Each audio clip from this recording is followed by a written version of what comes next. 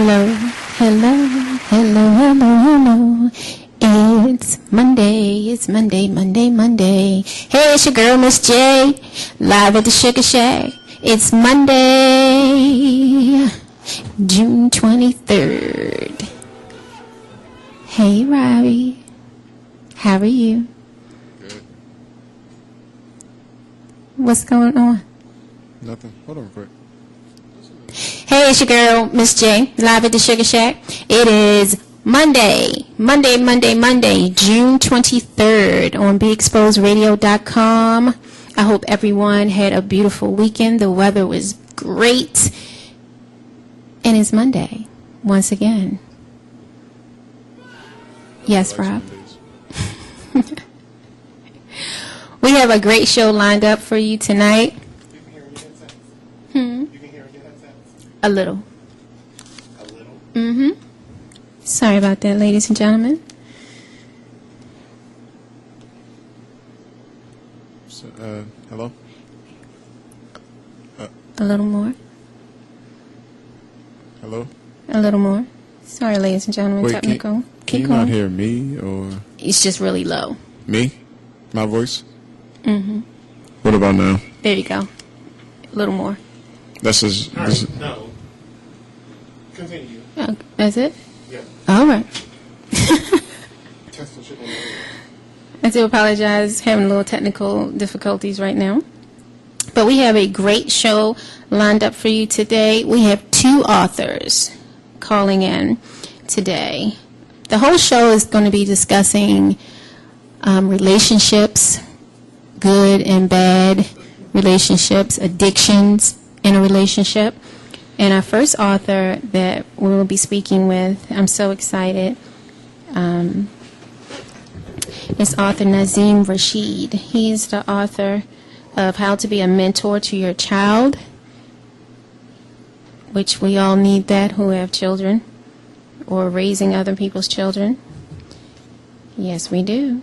And then we have Ms. Diane Tingarden, and we'll be discussing recognizing the patterns in our mates, how to stop dating the same loser. Did you feel that?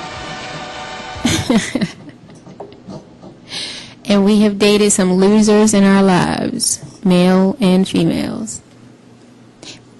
Hello. How are you? Hi, how are you? How was your weekend? Very... Nothing happened. Okay. Uneventful. We have Mr. Producer Monty Oh, gosh. to my left. Are you participating today or? I am. I only can hear out of one of my ears. So. Okay. All right. There we go. All right. So, beautiful weather this weekend. I have some exciting news for you. For me, personally, You or can- just in general? Just in general. Okay.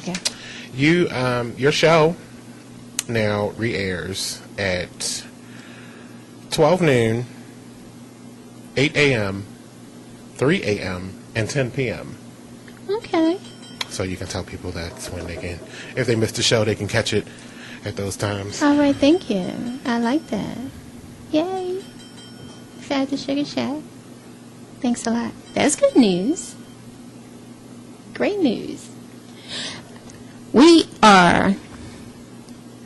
This week is going to blow everybody's socks off. We have some really great guests lined up. And once again, I'd like to thank everyone for tuning in to At the Sugar Shack with Miss J, Ms. Versatile, Mr. Monty, Engineer Robbie, Monday through Fridays from 5 p.m. to 7 p.m.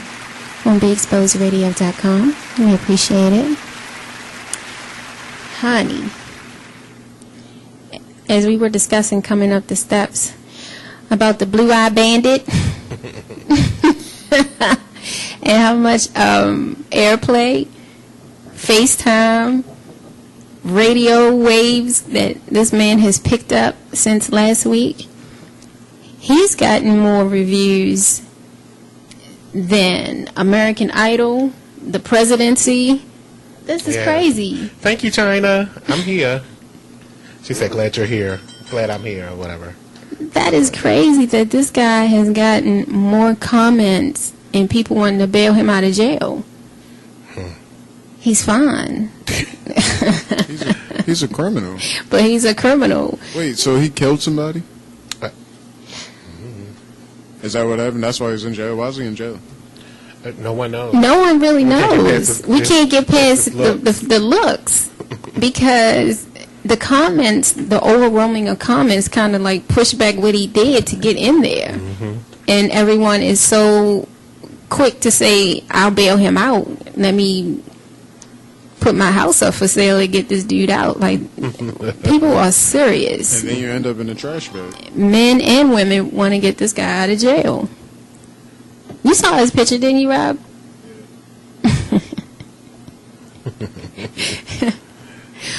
Woo! All I can say is, when you get with him or even talk to him, you're going to melt like butter. But you know he's no good. He is definitely no good. But that you were supposed to ring the bell.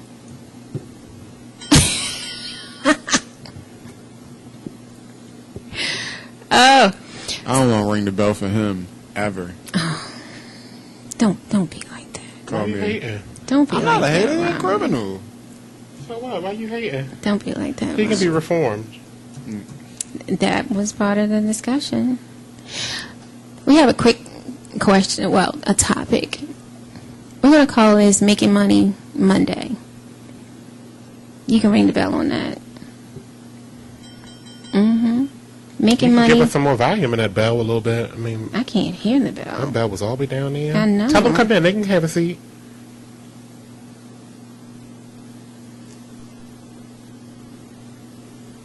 Who's that?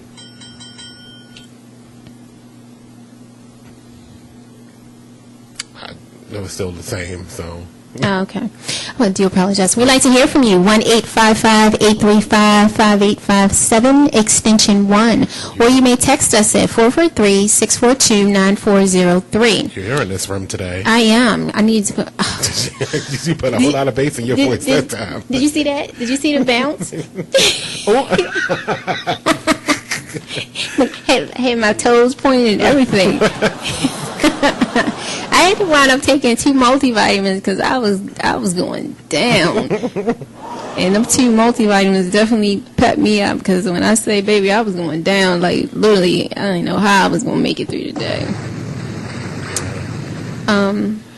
Making Money Monday.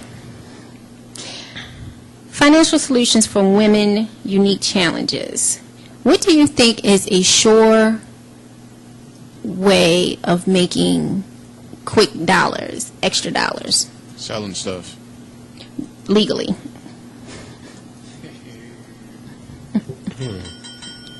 A sure enough way of making dollars legally. Stripping. Yeah, that's one. And it's legal. That's why I said that's one. Not today. Not today. Always. No. It's never going to change. So that's why 2 Scorpios can't be on the same. But it's mic at never the going to same change. time. It's always going to be the same. Mm-hmm. Never going to switch up. Do you panhandling at the street corners at the lights? That's a job. That's a real job Yeah, that a lot of people What do you call what box? are really doing, actually. And a Sharpie. Did you say a Sharpie? I'm not fooling with you. You think they don't make coins? They make coin. They do, but I can't see myself out They just there. don't use it right. They just don't use it right. They utilize it for whatever they want at that time, and then they come out the next day and make it back again and do it all over again. No, I got one. I got a couple of them for you. You're going to find it very interesting. All right. You know, Trade like plasma. Trading plasma. blood donations. Yep. I don't like to get my blood drawn. I have a host of reasons why not. Mm-hmm. The schmegma Here we go with the schmegma. The schmegma is one of them. Plus that gotcha disease. Gotcha. Gotcha. That's how it We pop- don't want that. That's how it pop out on your test results. Gotcha. You going down. You going down. And Really you be like, oh my fast. God, I got. Like, is somebody punking me? Right. No, baby, you're not getting punked. It's real. It is real. It's too real. Gotcha. Babysitting. You know, babysitters make up to $15 an hour. Wow. Mm-hmm. Only if you find the ones that aren't corrupt. True. Trying to have sex with your babies. No. Get your They have a teddy baby. bear cam. Hello. Hey, China Donna. I mean, Miss Versatile. Dude, that sushi place up the street sell liquor? Not sure. Come back. Selling your stuff on Craigslist. I thought, trying to plan our evening. Because I don't have no vehicle, so I can't go to Bill Bateman's. Oh my gosh. Y'all are crazy. Return past purchases. Yeah, people do. Whether you wore it or not. Whether you wore it or not. Exactly. Recycle scrap metal. Nordstrom's take those. Yeah, all day. So even with the tags gone? As long as you have your receipt. Dang. But Nordstrom make bank off of it because then they can turn right around and sell it again And again. and again. And again. And then they put it on clearance. Again. And they still make money off of it because Again. it's still above what they purchased for it. Again. Recycle scrap metal. Or cans. That's scrap metal. Start your own part-time business from home. After you drink the stuff out of it, it becomes scrap metal. Thank you. You're welcome. I can't. Rent out your spot. Meaning, if you own some prime parking, real estate, you could put cash in your pocket. I always wanted to own a parking lot. Exactly. They make bank. They do. Especially down here in this city. Right here. Freaking bastards. They do. Make me sick. Make me pay. Take a part-time job. Make stuff to sell. No. Wait a minute. Hold on for a second. Let me get off of here. 'Cause she is not going to become a mechanic in here. What are you doing? Are you trying to shut the station down? She's trying to shut it Why down. don't you use the extension cord? I was just trying to do that. Was you? Yes, and it pulled out. My other setup was going. Find an online gig. The internet is a great place to make some extra cash, or at least that's what all the pop-ups say. Hold a yard sale. Seek emergency assistance, meaning private and public agencies that provide emergency assistance, cash, or are uncommon, and those that usually restrict that. I'm going to have to go to break because y'all got a lot going on over here. Did you know becoming a temp is highly profitable? I can't be a temp. Why? I can't be temporary. I gotta be permanent. Okay. Well, I've temp. They make good money. Medical testing. That's a huge residual income. Or food testing. Or food testing. So if you want to be a guinea pig, medical testing is the way to go because they make some money. Taking in a boarder. A boarder. Mm-hmm. You mean like a... A roommate, a boarder, Oh, I someone who needs a room. thought you were talking about like a Mexican or something. No. They also say you can tap into your life insurance, but I don't want to touch that. Payday loans get you caught up and you'll be filing bankruptcy. You don't want to do that. They're saying that you can raid your IRA, but you don't want to do that because you'll be penalized. Pay a visit to the pawn shop, but you got to get the money that they give you. You got to earn that interest to get your stuff back. So that's a thought also. Bank on your sperm. Be a sperm donor. No, Robbie. No sperm donating. I do that. You would? Yeah. It's better than giving blood. That's true. Well, it depends on. Well, you get a little pleasure out of it. So you get a little pleasure. So you get double. You get a little pleasure, and you get some cash. But you'll have 50 million kids. But you get the pleasure in getting your money. And you'll have 50 million kids. No, I wouldn't do that. Because But- I have a son or a daughter just out there living. Not knowing what's going on. Listen to the amount, though. Advertised sperm donation rates vary from $1 to $200 per week. Most donors can expect somewhere around $40 per donation, given that you can only deposit sperm every 5 days. Your career as a sperm donor will probably only net you enough money to eat at McDonald's. Oh. You don't want to eat McDonald's either. McDonald's will be clapping back. Emphasis on the clap. Little McChicken sandwich. You might find some smudge and No McChicken. smudge. Smegma. What is it called? Smegma. Smegma. The smegma. Smegma and the McChicken. Put your $40 you waving in the envelope they're giving you. Smack them on your lips. Oh, boy. Too funny. Did everybody have a good weekend? I know Yes, you guys we went to that did. already. Welcome, sister. Welcome. Mine was uneventful. Did you go to the awards? No, No. I didn't go to the awards. Y'all just cut me off in the middle of trying to make money Monday. I was just saying hi. Hello, sister. That was it. I'm sorry. She just joined us. Welcome, Miss. Thank Who is you. that? Miss Versatile. Hello. How are you? We are great. Yes, they Yes, are. they are. Thank you. Hi, Robbie. Set up a roadside stand.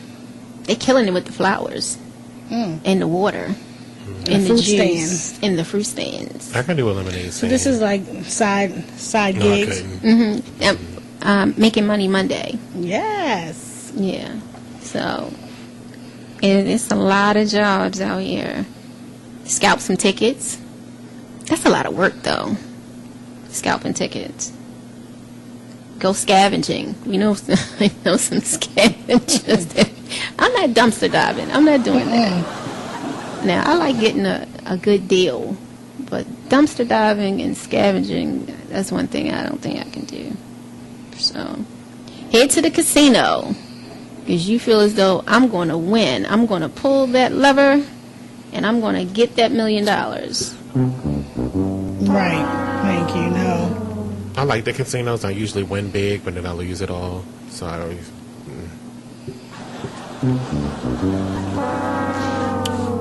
It is what it is. It is what it is. My earpieces isn't working, and One is right. One is out, right? yeah. Yours the same way? This one. I feel like I'm deaf a little bit. Something's wrong with these right here. Yours out too? Yeah, it's just really low. I do apologize. What? Everyone. The sound effects? Mm-hmm. Oh, turn them up. And Let's see power. Which one are you turning up? Y'all need to Is get that- together. Ooh, All of y'all. Oh, he just tried you. get your baby. That's not you. That's me. Number one, I think.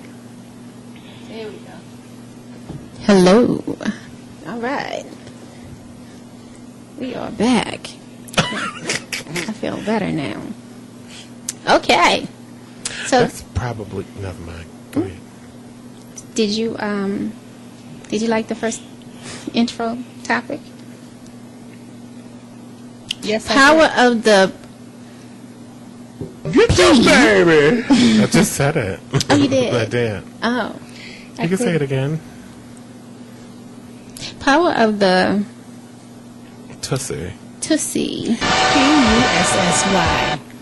versus the Pinot cord. Why are y'all so difficult with saying it? And y'all have one. Pussy. Thank you. She got that good power, you. Stigmatized. Oh, yes. My ears. So, Your ears. Now I feel like they're too I loud. mean, the tagline says real women, real men, real. What was the last part? Question. Thank you. yes, real women, real men, real questions. So, is it fact or fiction? I believe it's all the way fact. Who has the power? I mean, I believe that women can become stigmatized and that there is a lot of power in our... That is outright lies. That is not true.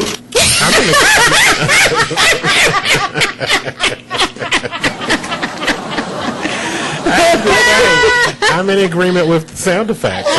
No. You choose to be stigmatized. It doesn't have you stigmatized because it's always a choice that you can leave or you can stay. Now, well, it's a good thing when... Hey, that's like you stand with somebody who's beating you. You stand because of the dick. Please. No, you don't stay because You of the made dick. yourself a victim at that point. Some women suffer from battered women syndrome.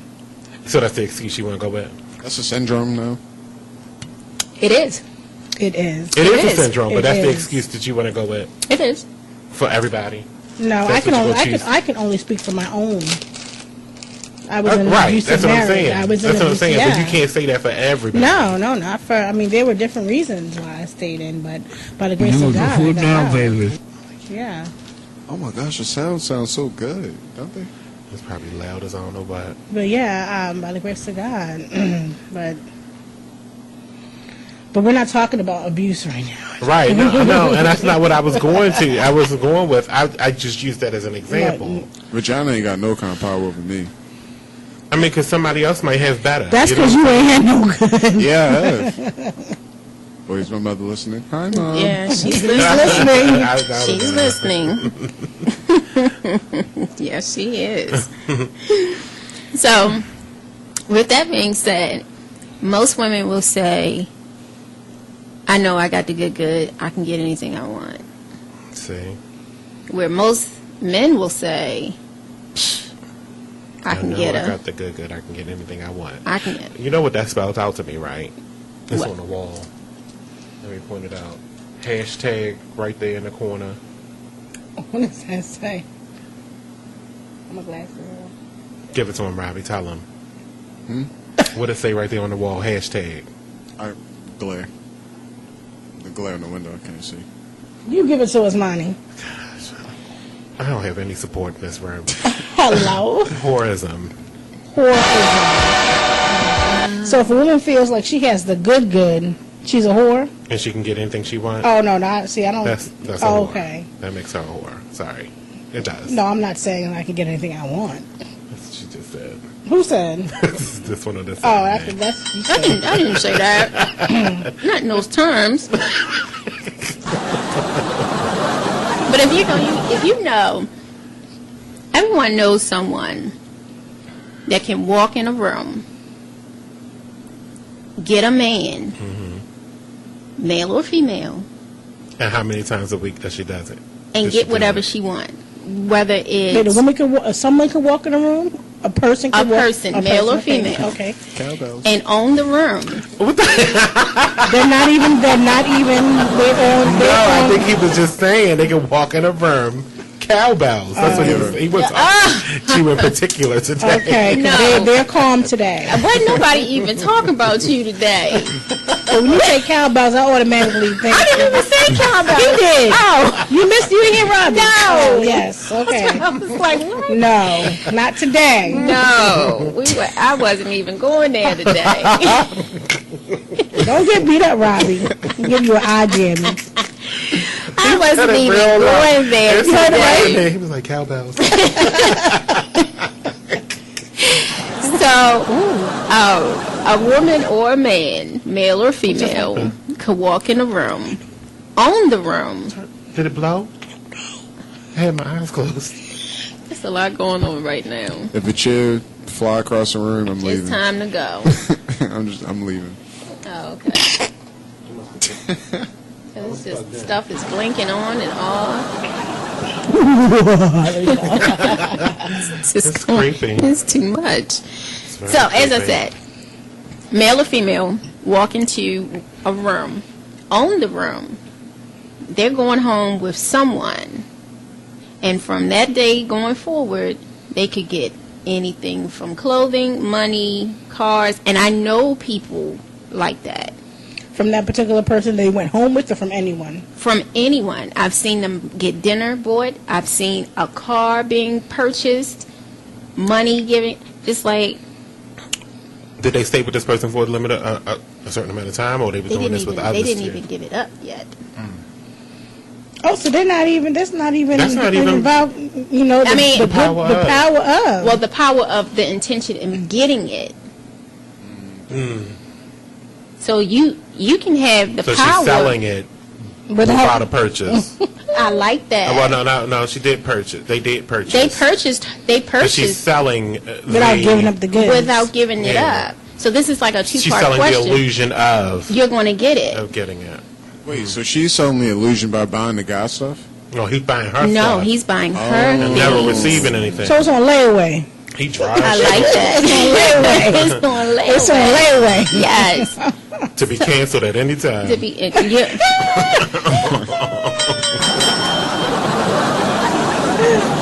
And it's crazy because these are good-looking people, and I'm just trying to figure out what is it that draws people to them, male or female, that they won't have to give up anything, or some of them do give it up with no problem. And that's what I'm saying. Who has the power, the man or the woman? Because I've seen both sides of it. So you can only claim yours, which you know what you got. Oh, sorry. Wave your hands in the air. If you don't care because you got it. Miss Versatile was waving it in the air. Phone lines are open here at 1-855-835-5857 extension 1. You can text at 443-642-9403. Any questions or comments for the show? The ladies, myself included. We're going to take a break, though. When we come back, there's more with At the Sugar Shack. Yes, and we On have our guests BigExposeRadio.com. calling in. Oh, also...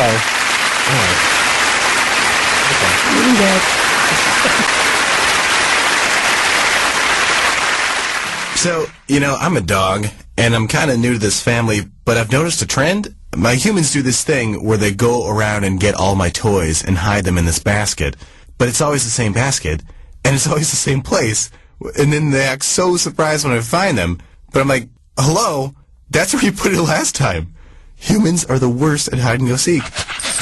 A person is the best thing to happen to a shelter pet. Be that person. Adopt. Brought to you by the Ad Council and the ShelterPetProject.org. Check out this flashback of At the Sugar Shack. Now, there are you some know- good cops out there, but There are, but they all act the same. You got to remember, though, there are some good cops out there that you can catch in the right way, and then there are some cops out there that, Train. but those same cops are a different way to other people. right.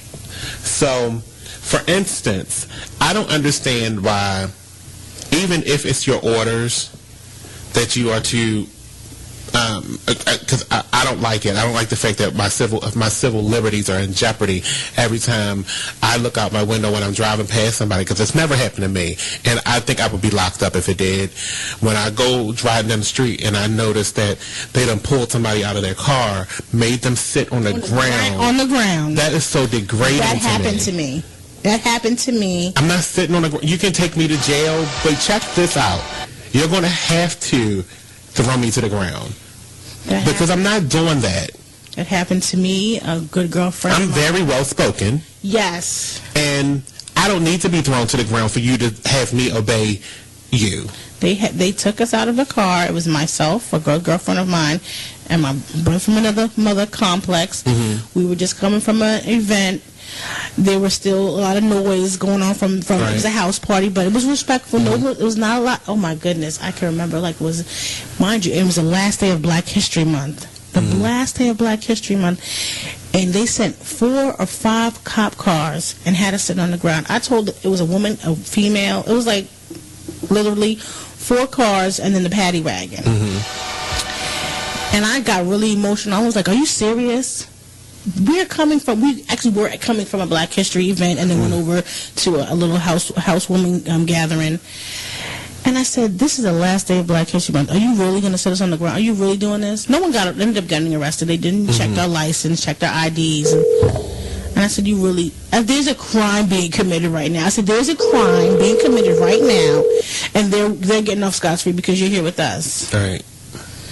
Yeah, that was my first experience to Baltimore police. For more of At the Sugar Shack, be sure to tune in live Mondays through Fridays at 5 p.m. right here on Be Exposed Radio. It's time for a flashback. And this gay guy got beat up at the Detroit Gay Pride. And there's a video of it. My problem with the video was that no one helped. No one stopped it. And he didn't get just beat up like by 2 or 3 people. He got beat up like 8 or 10 people. He got banked. And literally everybody, the one person that was recording just kept yelling out, first of all, "You f***ing bitch." She just kept yelling out, "World Star Hip Hop, World Star Hip Hop." Okay, yeah, get the proof that this happened. But your dumbass, weak-ass camera phone, you can't see a damn person's face. How about you upgrade? So you can get your pixelation together inside your electronic devices. Because you shouldn't be videographing anything with a phone like that. Gosh, Cricket user, I can't stand her. Anyway, let's move on. All new Talk Latelys every Tuesday, Wednesday, and Thursday at 7 p.m. right here on BeExposedRadio.com. This snippet from the Talk Lately show. You know, remember when she had Blue Ivy that Kanye was there in the room, congratulating everybody, bought bottles and cigars and stuff like that. So Beyonce sent her congrats to Kim and Kanye via Facebook. Shame. Absolute shame. And she knows it.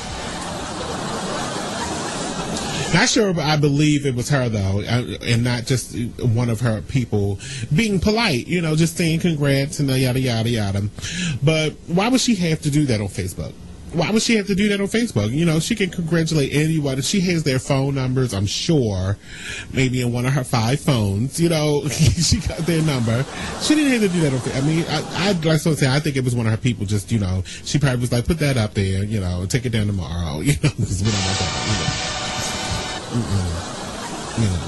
You know, end up on, you know, Keeping Up with the Kardashians next season. She's like, "Oh, I'm in labor, and take it to the hospital cameras and just, well, look, Beyonce said this on Facebook." So I was like, damn it, man, Kim can't never leave me out of it. You know what I'm saying? So, but like I was saying, just like Kanye did for J&B when they had their baby, Blue Ivy, he was there for the birth. So why didn't they go, you know, just to reciprocate and you know, and pay, you know, some kind of respect? You know, damn well that plane was still locked up in the hangar. B has a headache and she can't get on a fly nowhere. She probably had a doctor's note, all kinds of stuff. She had an excuse on why she was not going to make it to the birth of this baby. Yeah. Right here on BeExposedRadio.com every Tuesday and Thursday, 12 and 7 p.m.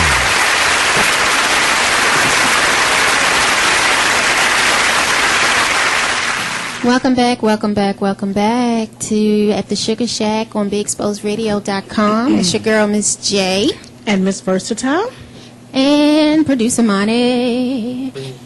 And engineer Robbie. And we have a special guest on the line calling At the Sugar Shack. We're so excited. Hello, Nazim Rashid. How are you? I'm doing most wonderful, and thank you for the opportunity. How are you doing? Good. Thank you so much for participating and being a part of the Sugar Shack. We all greatly appreciate it. So do I, absolutely.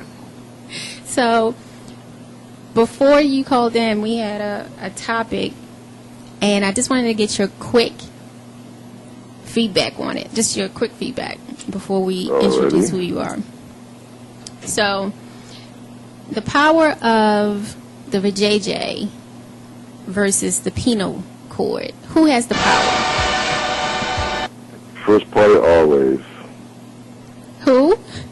The first guy, first party, second party. You know, hey, you know, women always got it going on. They always got the power, so sure, of course. Ding, ding, ding, ding, ding, ding, ding, ding, That ding. is outright lies. That is not true. Without doubt. We were having a debate in here. By some of the the gentlemen were saying that it's not true. Man, ain't no vagina got power over me. See? See? Well, But the women always win. It's no ego, you know. That's okay. It's all right. No problem. I talk about ego in my book. That's okay. It's all right. We don't have to go involved. It's okay. So, well, thank you for that quick poll with us. Can you please tell our listeners who you are, what you do, and why you are blessing us today? Because we have some hot stuff to discuss here tonight.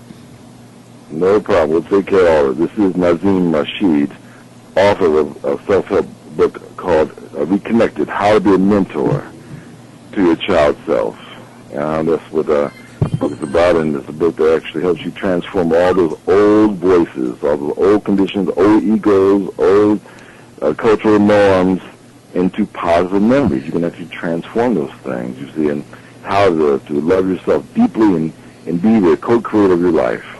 The Human Manual, Reconnected, does all that and more. That is great. So how did you first start writing your... Because I know you've been doing this for a while. So how long have you been writing? Well, I guess I've been writing for about 17, 18 years, I guess, you know. But then again, too, I was director of several social service programs, so I was always writing, you know, writing reports or writing, you know, I was always in the process of writing something, you know, I conducted a peer counseling class that I started in San Francisco at a homeless shelter, and I was, you know, writing curriculum then, and so I wasn't writing, so to speak, but then as far as something that was actually published, you know, my first one was actually for young fathers, you know, it was young brothers who were just, became fathers at, 17, 18, 19, and didn't know how to act, and had the complete wrong mindset, and so I was hired as a contractor to develop a curriculum for the counselors to do that population. Then I actually conducted workshops for the kids themselves. So that was my first one, but that was just for the social service groups and certain organizations that had grants for young fathers. And so and a lot of people wanted to know, how about something for the general public like this? I said, well, it's coming. And so not too many years after that came the idea for Reconnected. And so a lot of information from the young fathers was actually copied and pasted into Reconnected, and was drawn up more from my over 20 years of experience in the mental health and drug counseling field. So I have a lot of stories from clients and life, from life period, and and to add in there. So it's pretty thick. It's a 412-page human manual. It covers, I tried all the aspects I could think of that you'd come to in life, and from relationships, parenting, recovery, all kinds of issues. And the highest level is actually how to go back in time and imagine yourself, mentoring the self you once were. Kind of like, almost like reparenting, but it's a little different. It's kind of like the neighbor next door who is an experienced counselor and mentor, and you look up to them. You go over there every day for advice and so forth, and he helps you through life and protects you. That becomes the mentor, and that mentor is you. So I teach how to actually go into what I call virtual space and become that, but you can't give what you don't have. That's why you have to go through all the personal growth aspects first of the book, and it's a nice journey. It's not a book like that.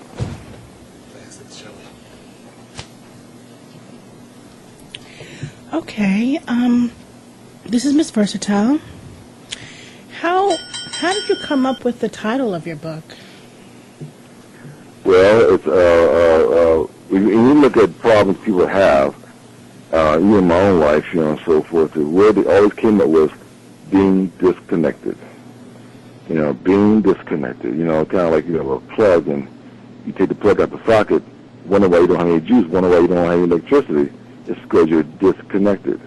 Why don't we have, you know, true love in our marriages? You're disconnected. Why can't you, you know, be a good parent for your kids? Because you're disconnected to them and to yourself, you know. And you know, all the problems in life, you look at it, what is it? You're disconnected one level or another. And even looking at, our Creator, God, you don't give appreciation why you're disconnected from your spiritual source. So when you look at that, that's a big way to come up. So how you correct that? You have to be reconnected. Reconnected. I love that. That's awesome. Put the plate back inside the baby. You need to be When did you know that you were going to be?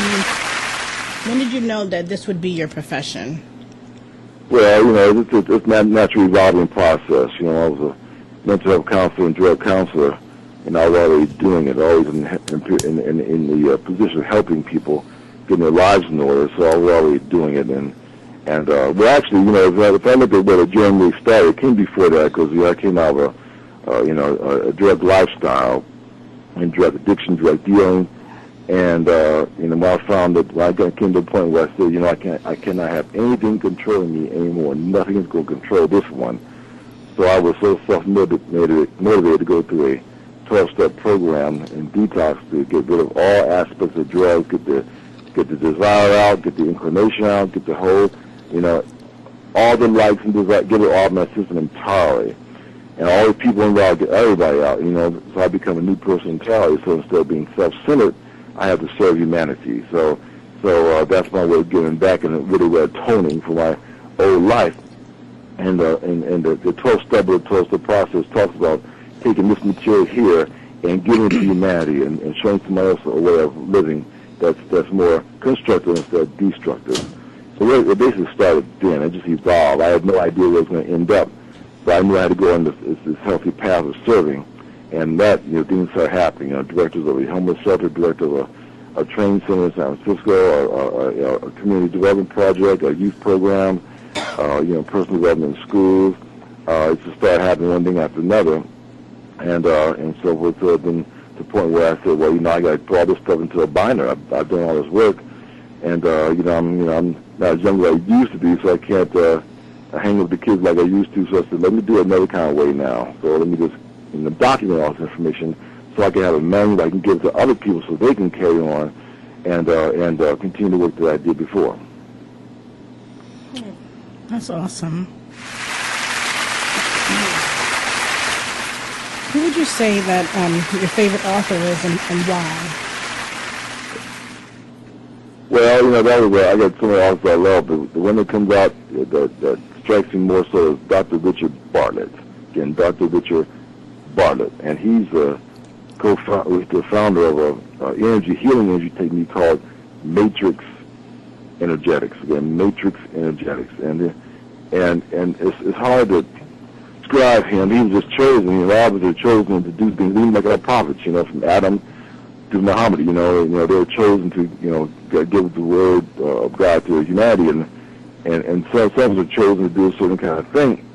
And he was chosen through a serious car accident that almost killed him to show people how to use energy around them to heal themselves and others. The book is called The Physics of Miracles, and the first book is actually called Matrix Energetics. And it's totally remarkable. And, I've gone to the workshops before. It's hard to believe, but people with scoliosis, he's a chiropractor originally. Imagine scoliosis, that's when your spine is kind of doing a wavy design, so going up and down, it kind of curves around your back. It's very debilitating. I've seen scoliosis patients be healed in seconds on stage. And he says, I don't hear anything God heals, but he's just there as a vehicle, and he teaches other people to do the same thing. And so it's just totally remarkable. And so I read his books, and I'm so, enamored by what he does. I said, man, as soon as I can, I'm going to follow him around and learn more about this so I could do more of this also and for myself and others. So he's totally remarkable. You just kind of imagine people with, those kind of illnesses being healed in seconds. So it's remarkable. So yes, he's definitely my favorite one. That's great. This is Miss J. Are there currently any writers, authors, people of interest to you who mystifies what you would probably want your next book to be about? That was another difficult one, but then I started thinking again, and a person came out of the name Mona Lisa Schultz. Again, Mona Lisa, like the painting, Schultz. Now, this is so phenomenal. She's a neurophysicist. She might be a different title now because she's medical intuitive, I know. But she has discovered a way of using affirmations, just using positive sayings about how you want your life to be, how you want your health to be, to actually rewire your brain and take the place of even some psychotherapy medications and medication to heal your life. She actually discovered it. Matter of fact, his new book out with Louise Hay, and Louise Hay has a book called How to Heal Your Life, which I have also plus a DVD. And so, because of Louise Hay's book, How to Heal Your Life, and the affirmations in there, Mona Lisa was inspired to go further because she understood the brain, how it worked. She worked with a lot of patients who had neurons, and now she could actually use affirmations to actually do the same thing, which is totally remarkable. Just imagine if someone has bipolar, someone that has the clinical depression, given some things to say, just to say, and that will cure them.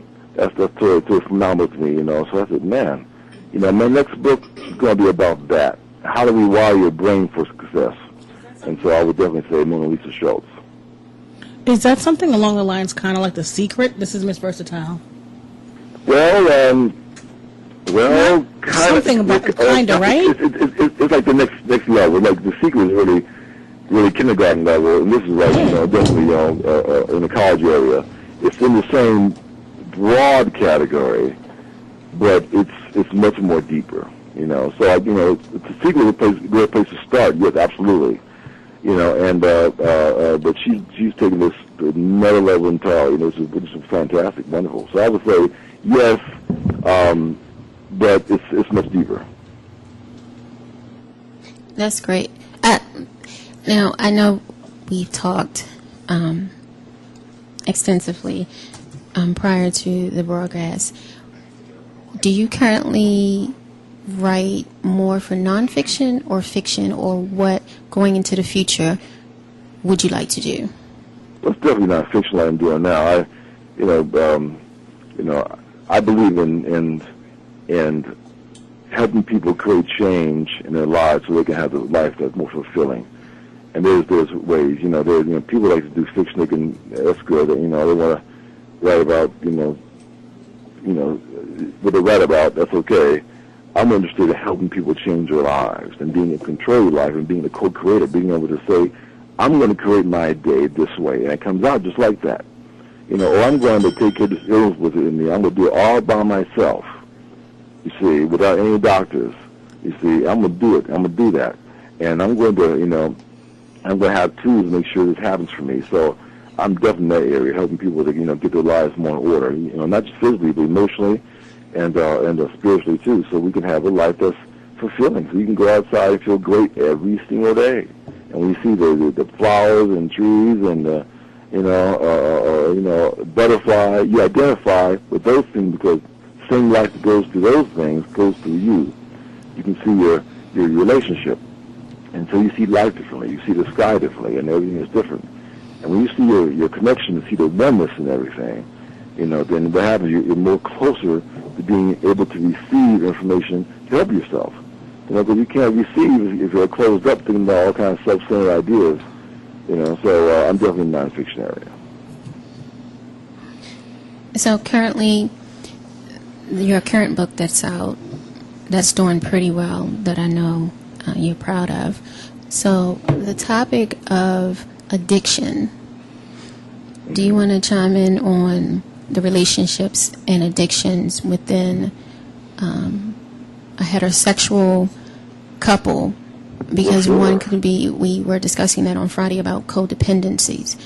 Oh, yeah, I have over 100 pages of my book dedicated to addictions because of my own experience.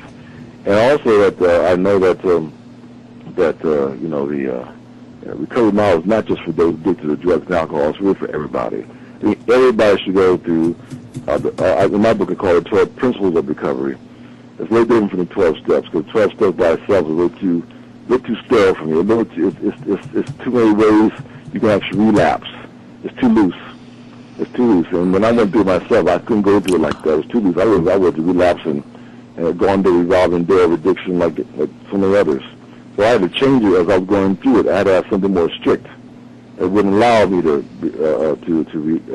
relapse and repeat the old ways. So I came up with 12 principles of recovery, and so I did so for everybody. And so we look at even relationships. That's why my book is also a relationship manual. There are relationships in bad way because, you know, people are addicted to their emotions. You know, they go into relationships and with a certain idea, a certain image of how it's going to be, but the image and idea is not shared by the other person. They don't even share the idea. They assume the other person knows what they're talking about. You see, and then the person doesn't act the way that's not aligned with their own image and idea, then they have a problem, or argue, or have a problem, or fuss and fight, or be mad at them for not living to their expectations. You have problems. You see, and what happens is in the act of anger and act of abuse, when you're angry, what happens is they have an adrenaline rush in their brain. Well, they love that rush. That's the benefit. Why they do it? Because they love the rush that comes from it. They're addicted to that. They gotta have that. How do they have that? Argue some more, fight some more, you know, bitch some more, have some more drama. Well, you know, and so they're addicted to their emotions. So therefore, they got to have more problems. So what happens with that? They're attracted to mates they're gonna have a problem with. That's what happens. And so, you know, they get the argument, you know, then the problem, the person doesn't act the way they want to act, they get rid of them, divorce them, they give it to somebody else. And they go, or they have somebody here, and they have two of you on the side. You see, that feeds the ego, feeds their addiction again, because the more you're going to have a problem over here, the more they get a rush, and then that feeds them again to get a high. So it's an endless cycle. So, yes, absolutely, recovery is the best way there, you know. And once you go through it, you know, and my third principle, the fourth principle, talks about those called character defects. Mm-hmm. Character defects. You see, now first you got to identify them. You know, well first of all, number one said you got to admit you have a problem. So you first got to admit that you got a problem. You got to fix it first. Four, you have to identify as character defects. First identify them, like first of all, procrastination. That's the one right there. You know. Your worry is, can I be believable? Come on, can believe you. You say you'll show up at 8, here you show up at 10 o'clock. You say one thing, do something else. You know, and you're not believable, but your first one says, trust me, I got it together. You know, and so it doesn't work. And so that's a negative of character defect that you want to get rid of, you see. And the thing about that, you can't just say, I want to get rid of something without replacing it with something, you see. That's why it's so important to identify, first of all, acknowledge what you want to get rid of, and then clearly identify it. You know, feel those negative feelings. You got to confront it. Feel negative feelings, all right?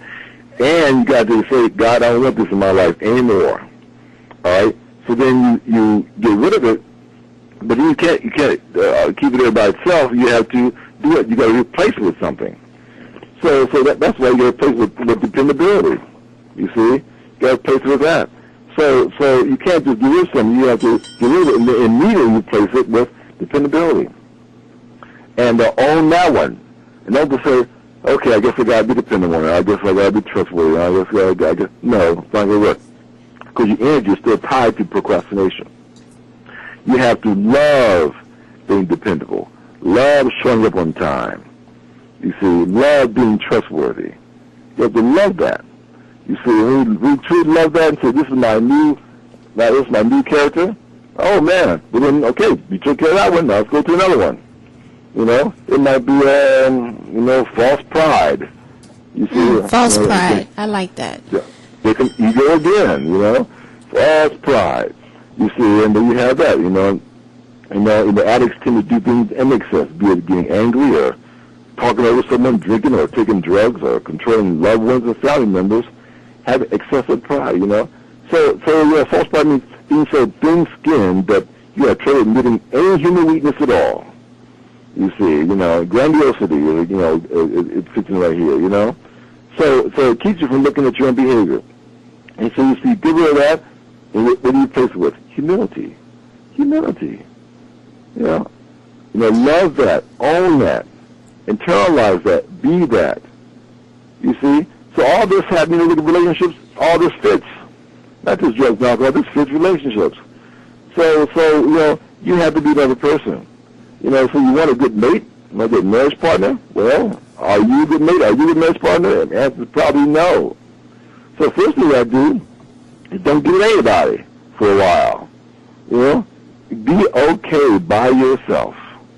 Love yourself. Be fine in your own skin. Love that. Clean yourself up. Clean up all these character defects. Get them out of your life. Own something else.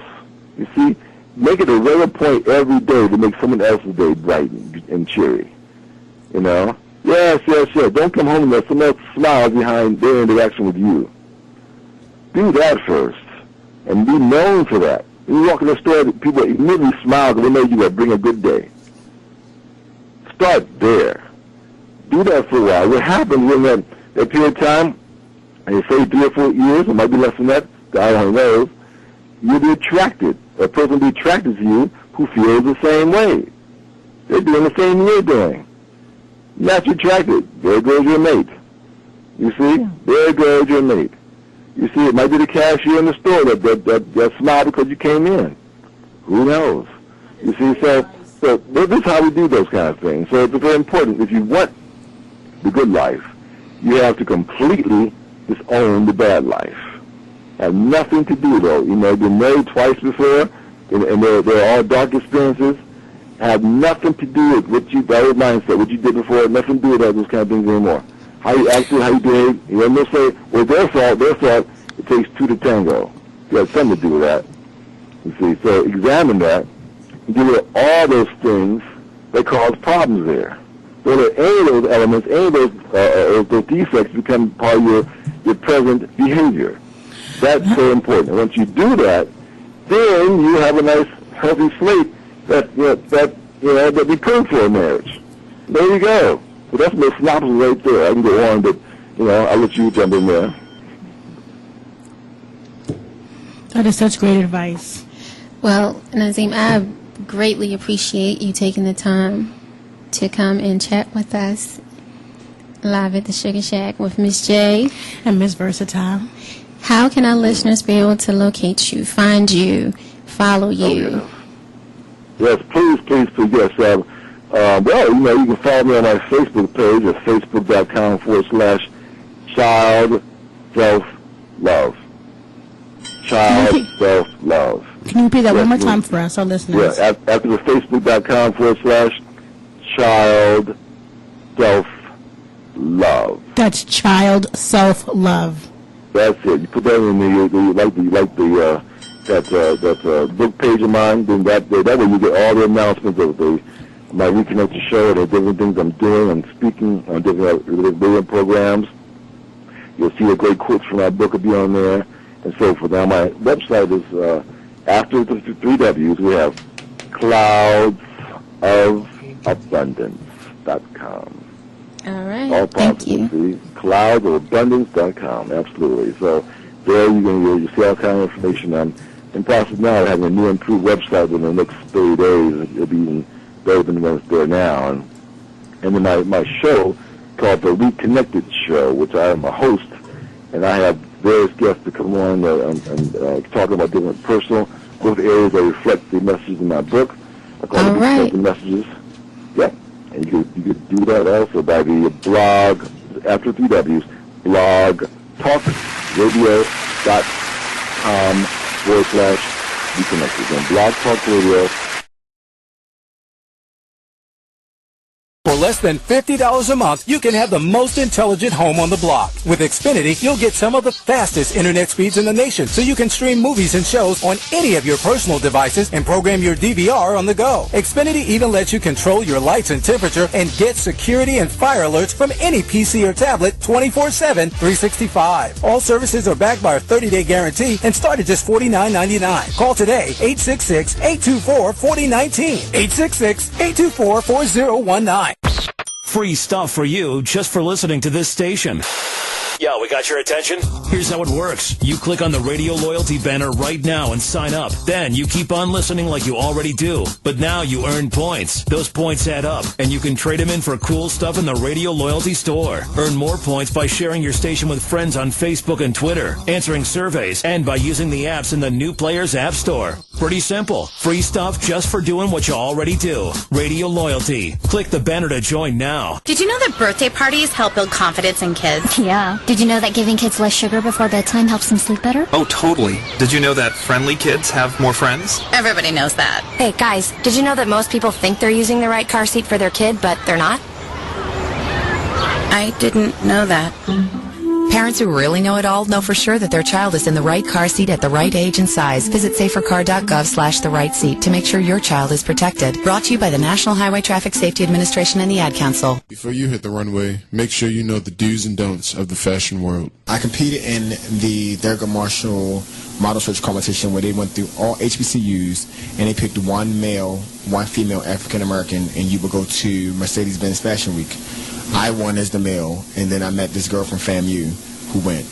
The experience was awesome. We got to meet Tyson Beckford, Vanessa Williams, and blah, blah, but I had to know when I went there that you're not about to be doing any swing, any switching, no twisting, and no turning. And you need to make sure that you're not doing any pivot twists. You're stopping at the top, getting your 3 seconds, and you're walking your ass off. And sometimes when you come from Baltimore, what I have learned about models in Baltimore is that they are so big-headed. Big-headed. Like, oh my God, like, bitch. Because you could do 45 whole turns, that doesn't mean anything. Like, because you learn from, I'm not going to say that name, but because you learn from somewhere and somebody taught you how to do all this shit, that means nothing. So don't come into my model call and you're the shit and then tell me, well, so-and-so taught me. Bitch, go back to them and tell them I said they can come for free and we will teach them the right way. And people don't know that. Like, even girls, some girls don't know that. In runway, you can't do all that swing and all that. You have to have a simple ass walk when you go into, like, New York Fashion Week and different. They don't want to see all that. For more of the Jonathan Rashawn Show, be sure to tune in live on Mondays and Wednesdays at 8 p.m. right here on Be Exposed Radio. What's up, everybody? We got a special announcement coming right to you from BeExposedRadio.com. Hey, this is Sharon. I'm here to tell you about my show, The Sharon Nixon Show. What is your show going to be about? We're going to talk about fashion, life, designers, production, anything under the sun we'll talk about here, including our listeners. We're going to have something special for them as well. Prizes and stuff? Oh, prizes. Do you know who I am? I'm the queen of gift bags. Okay. When will this show air? Every Tuesday at 8 o'clock p.m. Eastern Standard Time. Will there be guests? Oh, my God, yes. They're going to call in. They're going to be here. Oh, yeah, it's going to be guests. What station again will this be on? BeExposedRadio.com. Again? BeExposedRadio.com. Will those police be here too? Yeah, they'll be here. Because, you know, I'm down here by the courthouse, so they got to... You know, they got to police the prisoners and stuff. How can your listeners get in contact with you? They can dial 855-835-5857. Don't forget to hit extension 1 or else you won't get in. Or you can text us at 443-642-9403. Who wants a Western grip? I got my list out. Who wants a Western grip? That's when you're pleasuring yourself. And you turn your hand around so your thumb is facing towards you. It's the same grip that rodeo folks use, hence the Western grip. Let me see. How do you do that? How do you do it, Jason? You put it towards you. Oh, yeah. Oh, yeah, so you pleasure towards you so that everything splashes on you. Yeah. Oh, okay. Oh, that ain't new. Yeah, that's nothing new. Why do they have to give a name for that? Who wants a blumpkin? You need to find a real tramp to do this correctly. the directions say? It involves having her pleasure you while you're on the toilet. So we were calling that the wrong thing, but that's a blumpkin. Oh. Yeah, you really do have to have a tramp or a woman who really loves you, regardless. A blumpkin. Now, we reviewed the donkey punch, right? One more before we go. One more. That's when she's on all fours, and right before you splash, you pull out and, violate the third input, and then punch her in the back of the head. Donkey punch. Hey, young Zoe, it makes you not ever want to have sex, right? It makes you treasure your virginity.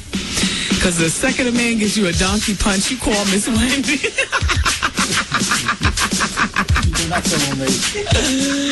And on that note, we're good to go.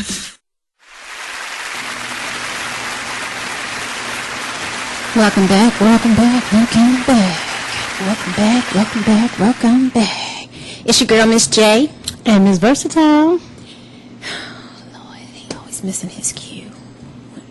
I'm sorry, my mic is not even on. You know what? I can't. I'm closing the curtain. Closing the curtain. Producer Monty to my left, doing whatever he is doing. Looking for a rental car. And we have who? Engineer Robbie. We'd like to thank our guest, Mr. Nazim Rashid, for calling in. Appreciate that. It is still Monday evening. I didn't get a chance to ask, how was your weekend there, sis? We had the Million Mile March on Saturday. We had an excellent turnout. Can you tell us? Thank you. Because we did go over your weekend. She interrupted us while we were talking about your weekend. I just wanted to clarify. That was true. But wait a minute. I'm going to pull the curtain back up. It's coming up. Do you see it? It's your baby. Get him. Because you was just sitting there saying, I ain't got nothing to say because my mic is off and I'm looking for a rental car. And then you want to try to throw some shade. Right, but before that long interview, we were talking about it. Hold on. Should I pull the curtain all the way up or should I leave it midway? So I'm going to close it back. Do Groupon be having Enterprise? No, Groupon don't be having coupons. I mean, Enterprise. Groupon does have coupons. That's what Groupon is. Did you say Groupon for Enterprise? Yeah. They may. I'm going No, I don't. Who now, baby? Right, thank you. Anyway. I think I don't have to pay for it, but I just wanted to know. I'm pulling the shade back down on you because you're busy. Yes, you are busy. So, the moron of the day. Man shoots wife over hamburgers. Oh my God. Because she didn't put cheese. She didn't get cheese on his cheeseburger. That sounds like a familiar story I know. Yeah. Who now, baby? He wanted beef ribs. She got pork. And he beat her with a belt in the supermarket. I know this is not news. This is just, yes, this happened. Why? Because he's sick in the head. And why Robbie, is we swear we have to get a moron. But he shot her. Is she alive? She's not alive. She's not dead. No, he shot her in her leg. Oh, yeah. Because she was walking away, so he didn't even aim right. So not only did he get upset, is that the baby gun or the big gun? That's the man-woman beater gun. Oh, okay. Yes. Oh, God, what's going on in the world? Why are people shooting their spouses over some frivolous things? I don't understand this. Cheeseburgers are a serious business. They are, especially when they run out of it at the fast food place or chicken. Exactly. It's going to go down real fast. We have a guest also, another good author calling in, Miss Diane Teagarden. Wow. Yes, because this is Money Making Monday, but it's also Fix Your Relationship That's Screwed Up Monday also. So we need to get advice. We need to get advice. We need all the advice we can get. Of all the advice we can get to fix our relationships. So we definitely need all the advice. I pretty much say prayer will fix it. I say. I'm sorry about that. You don't think? What was that? Nah, nothing. Don't even worry about it. So what were you saying? What was the question? No, Jay said it's basically Fix Your Relationship Monday, and we need all the advice we can get. And I said for myself, I honestly believe that if you keep, God in your relationship, things, in prayer, praying for your mate daily, praying for your relationship daily, that can be a contributing factor to help it stay in the right path. What do you think, Lonnie? Wrong person. Robbie, what do you think? You can use magic, I guess. If you want to. I mean, that's up to you. Magic. Prayer. Prayer is magic? Oh, I'm not even going to touch it with Monty. I'm not even going to go there with you. Walk like an Egyptian. Oh. You the hood now, baby. That's up to you. I mean, hey. You said magic? Prayer equals magic. Oh my God, Monty, I can't. GBG's there. Not going to touch that. All right. Fine. Curtain closed. Yes. $41.79 a day. You talking about Money Making Monday? Rental car places. Yes, that was ridiculous. I can only tell you what I've been going through since March 3rd. Grief. Oh my God. I don't think I have to pay for it, but still, I don't want nobody else to pay that either. No, get your money. You need a part-time, daytime, full-time, But that's what I said. If triple-time. I'm going to get one, I'm going to get one. And you better get the one you want. Exactly. And I'm not talking about some Kia. You better get a Benz or something. Ride in style for 3 days. Ride in style for 3 days. You're not talking about the zip car either. Yeah. So what'd you say about magic in a relationship? Nothing. I'm not even going to go there with you.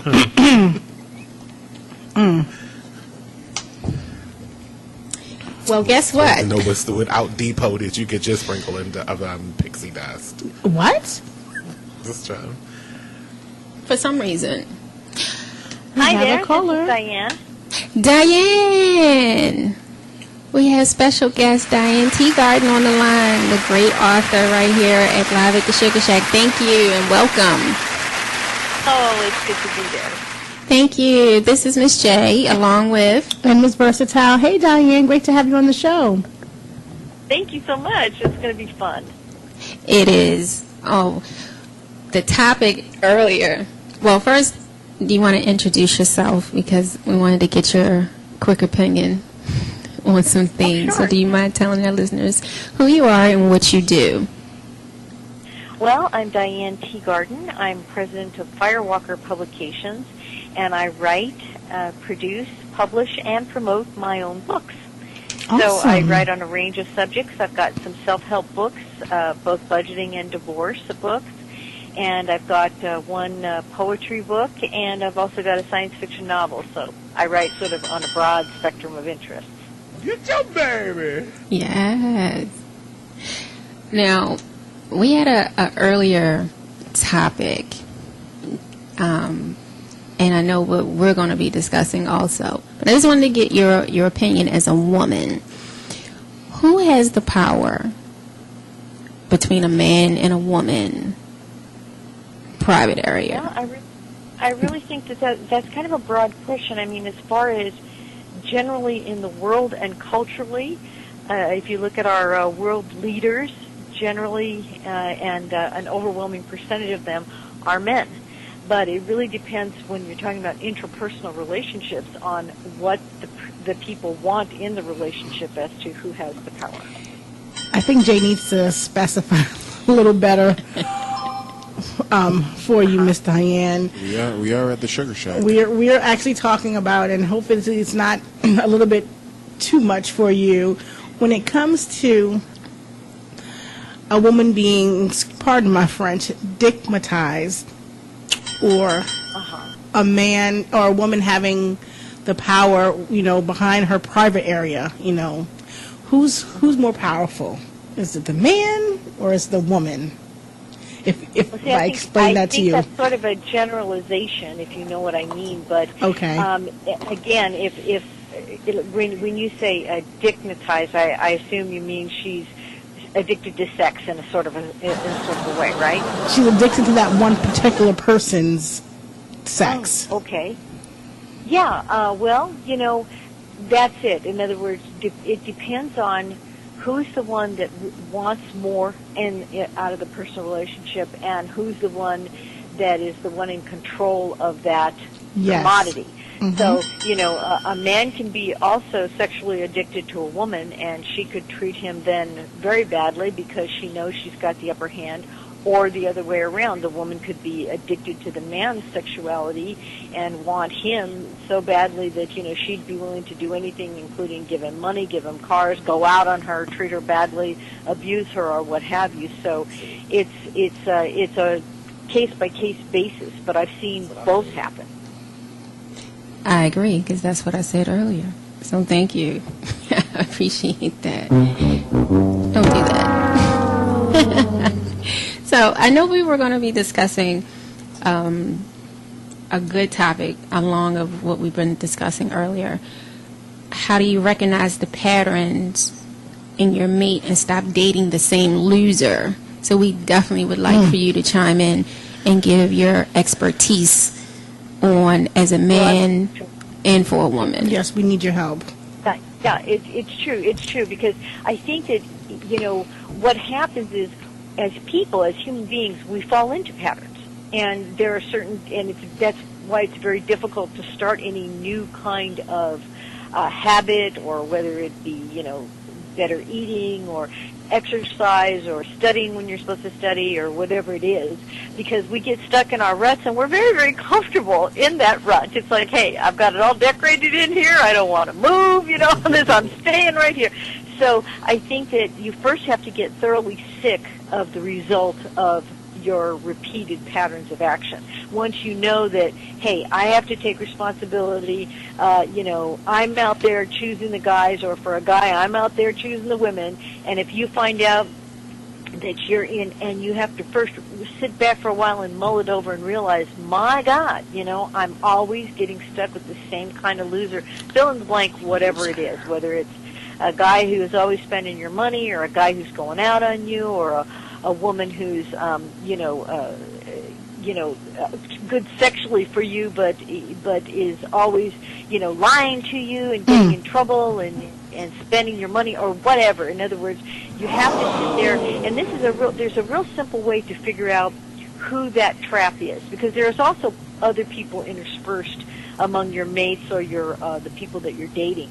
So what you do is you just take a piece of paper and kind of write down the general year that might have happened, and then, write down, Christopher or whatever the name of the person is, and then kind of write down a few little things that were going wrong in the relationship. And this is good for a man or a woman. And then where you met him. That's really, really key, because what I always tell people is, if you want a better mate, if you want a better catch, you change your hunting pattern, okay? Okay, so first you have to realize, what is my hunting pattern?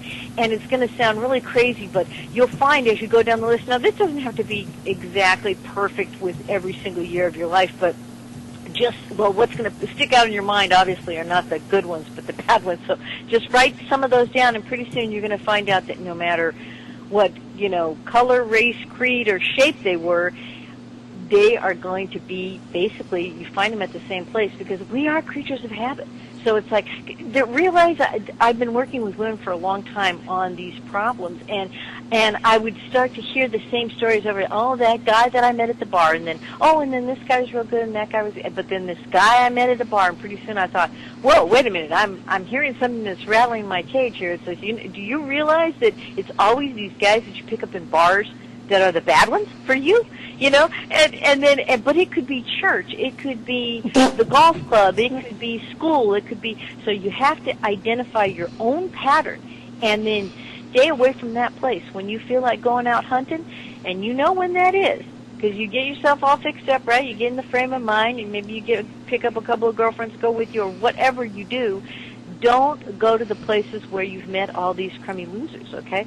Go to a new place, try a new setting, and I guarantee the chances are going to go up that you're going to get a more decent mate. Does that make sense? It makes perfect sense, and I wish more people would listen to this free advice that you're giving, because everyone has fallen into that pattern of dating a loser, whether it's a male or a female, and staying in that particular situation longer than they were supposed to. Right. Well, you know, sometimes it's hard to reflect on yourself, so it's good to maybe get a couple of close friends who've heard all the war stories and all the horrors that you've been through, okay? And, I mean, this can go from everything really mild to, like, oh, they're just slightly irritating or doofuses or dumb or whatever, to domestic violence. It can go all the way to the other end where these guys are really, I mean, like a nightmare, where they stalk you and they follow you and they beat you up and they hurt you and they take your things and they break your stuff and they threaten your friends and your family. I mean, it can go, you know, anywhere in that range. But just talk with a couple of close friends, and you could do it for each other, actually, and start talking about, hey, you know, where did you meet so-and-so? Oh, my goodness, now I remember. And then you find out, oh, wow, every time I meet a guy that just trashes my life, or a woman that just trashes a guy's life, you know, it's a musician, or it's, you know, the shy, quiet type that turns out to be like an axe murderer. You know, it's like, you know, it's funny because sometimes we can spot each other's patterns easier than we can spot our own. So, you know, round up a couple of good friends and sit there and swap some notes, and then you will have a profile. Keep it in your purse if you have to. And when you feel like going to that old watering hole to go pick up somebody, you're like, wait a minute. That's the place where I always get into the first trouble. So just find a different place. And I don't mean if you like to go to bars, go to a different bar. No, it's all going to be the same scene. Pick a new, fresh start. So, being a woman, and every woman goes through different patterns in their life, and different men in their life, or different women in their life. What do you think is the number one pattern in a relationship that is unacceptable? What do you think? Well, you know, each individual person has gone through something to get them where they're at in their life. And so what they really feel like, what they're attracting to them is what deep down inside they feel like they deserve.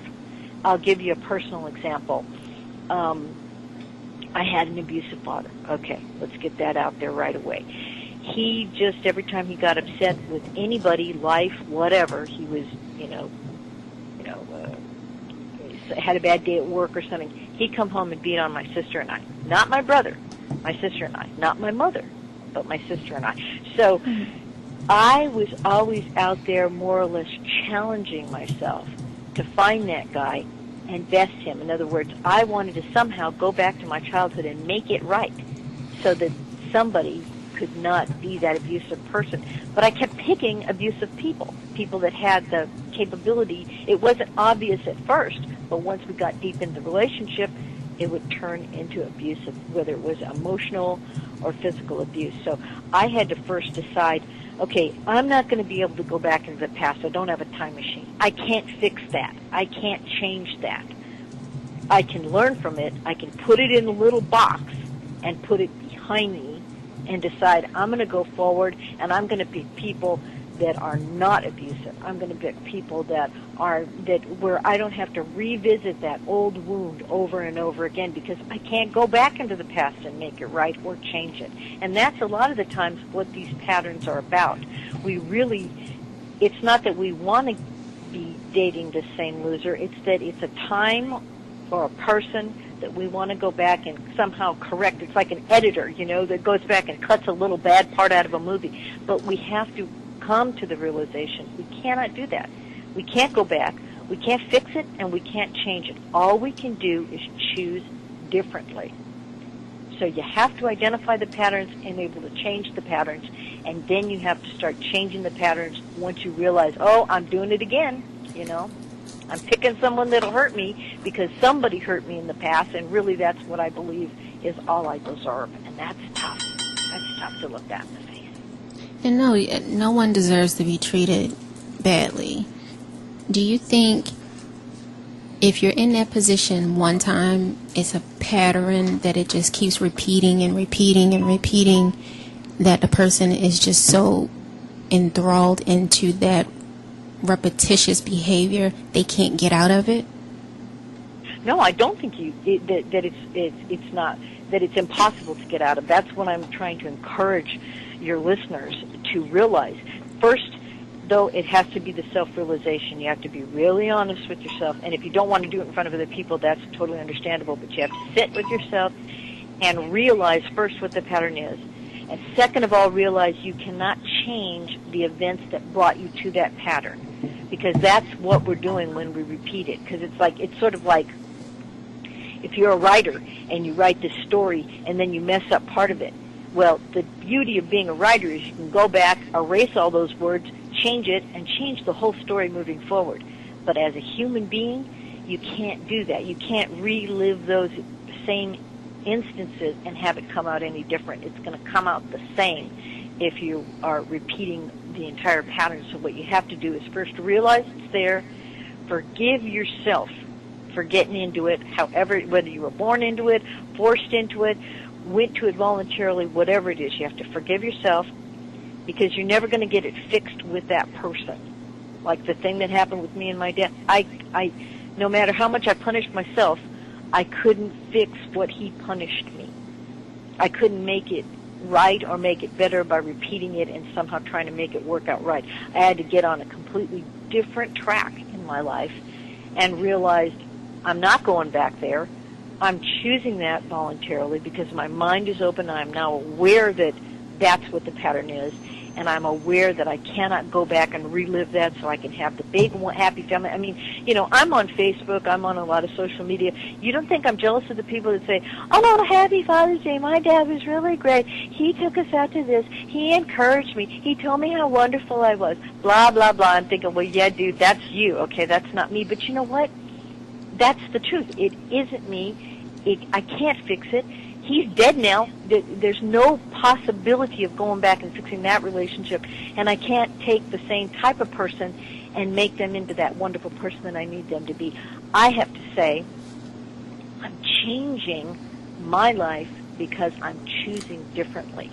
So you have to choose differently, and you can't go back and fix the original injury.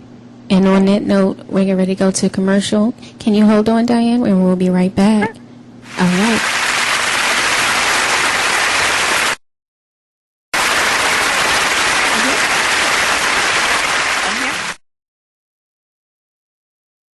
Hi, I'm LeVar Burton, and I'm proud to be a book person. How do I choose a book? Sometimes it's the cover, sometimes it's the title. I guess I'm pretty visual. If a book's really impressing me and the writing is really good, I will peek and see what the last paragraph is, because the endings of books should rock you. I am a book person, and if you're a book person too, read to a child and spark a lifetime of ambition. Join me at bookpeopleunite.org, because reading is fundamental. A public service announcement brought to you by Reading is Fundamental, Library of Congress, and the Ad Council.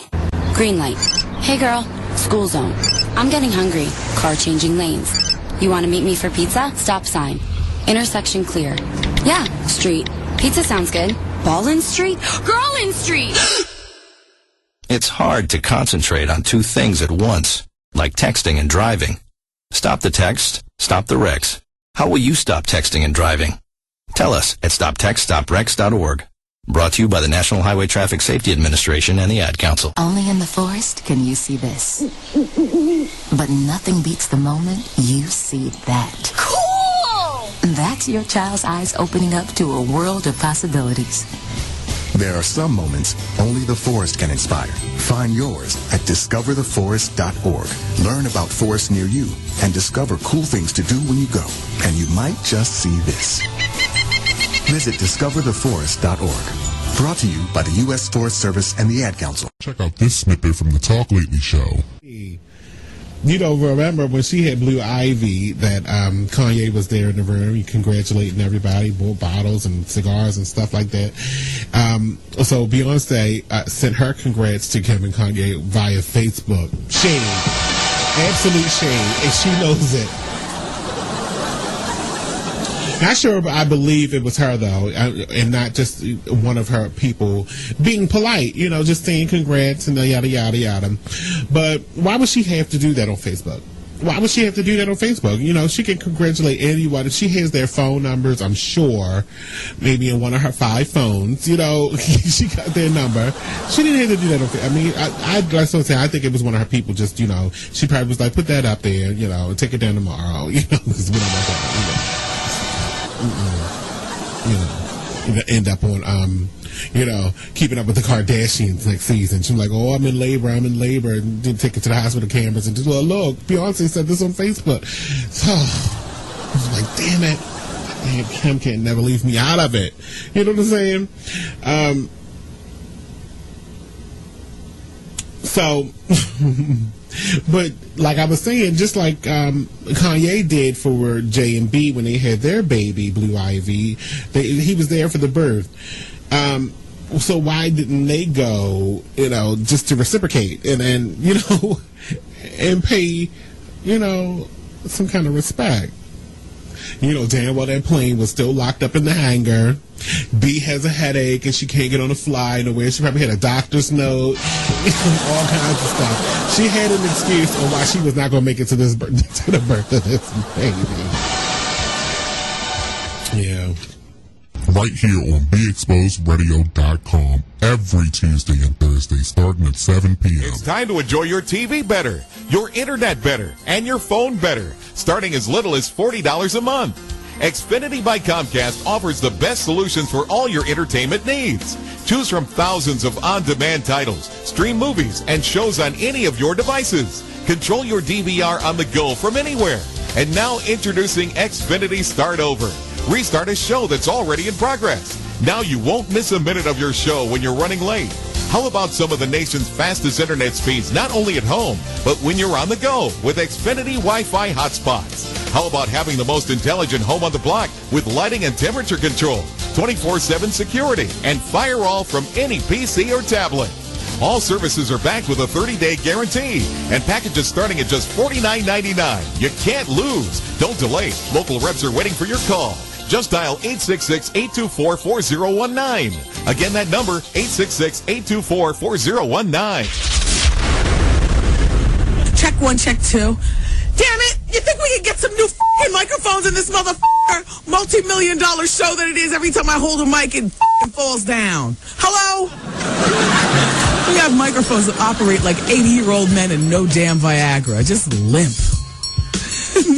I got scoliosis from having to drag my body down to the console to deliver my message. If people only knew behind the scenes. I love it, though. I wouldn't know how to act if I actually had everything working and everything together. I'm so used to piecemealing. You know, the mission statement of the show is, it is what it is. Oh, well. So, Jacqueline. Yes, Mom? I wanted to talk to you about something, and... Oh, wait. Hold on. I just got a text. Oh, there's another one. Wow. Busy, busy me. So, anyway... Oh, wait, Mom. I just got a message. My friends keep commenting on my comment. Oh, there's another one. So many comments on my comment. Oh, I can't wait to watch TV tonight. Playoffs! Hey, guys, check out my new video game. Pew, pew. Wait, Mom, what? Huh? What? Hold What'd you say? Wait a second, what? This weekend, unplug. Take your family to the forest. There's nothing in the world like experiencing nature firsthand. Trees, paths, bluebirds, streams. Getting closer to nature can get you closer to your family. To find the forest nearest you, go to discovertheforest.org. Brought to you by the U.S. Forest Service and the Ad Council.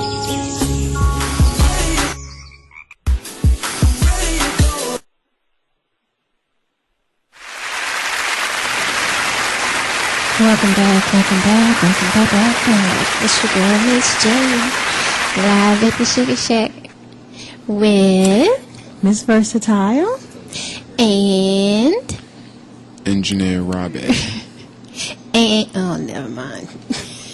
Never mind. I'm not even going to fool with you. I'm not going to fool with you. And we have our special guest, author Diane Teagarden, joining us back in with our hot top conversation right now. Thank you so much, Diane, and we appreciate it again for tuning in with us and speaking on this topic that everyone has gone through or are currently going through. It's great to be here. So, what, in your opinion, is a loser? A leader? Loser. Oh, a loser. Oh, okay. Well, I'm sorry, I didn't quite hear you. Well, a loser is any.